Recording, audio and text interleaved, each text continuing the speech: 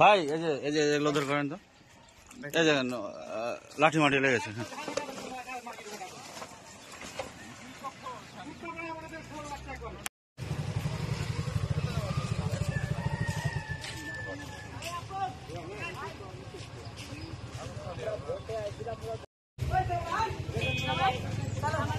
গোপালপুর বাজারের আপনারা দেখছেন যে থমথমে অবস্থা বিরাজ করছে। সেখানে কিন্তু কিছুক্ষণ আগেই ধাওয়া পাল্টা দেওয়া হয়েছে এবং কয়েকজন খাম হয়েছে।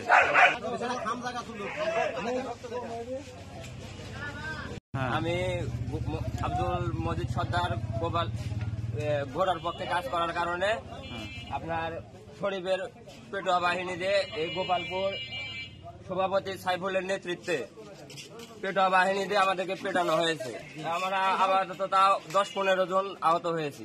ওরা মেডিকেলে কিছু আছে, আমরা এখানে কিছু আছি।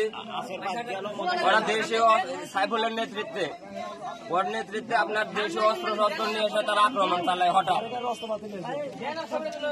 হাতুড়ি চাপাতি এগুলো সহলে এসে আমাদের অতর্কিত ভাবে আক্রমণ করে। প্রশাসন ছিল না, আমরা প্রশাসনের কাছে ফোন দিয়েছিলাম, প্রশাসন এখনো আসতে পারেনি, এই পর্যন্ত আসতে পারেনি। 1.5 ঘন্টা তেলানি খাচ্ছে স্যার, বলতে সুধীর ভাইয়ের তেলানি খাওয়াবে।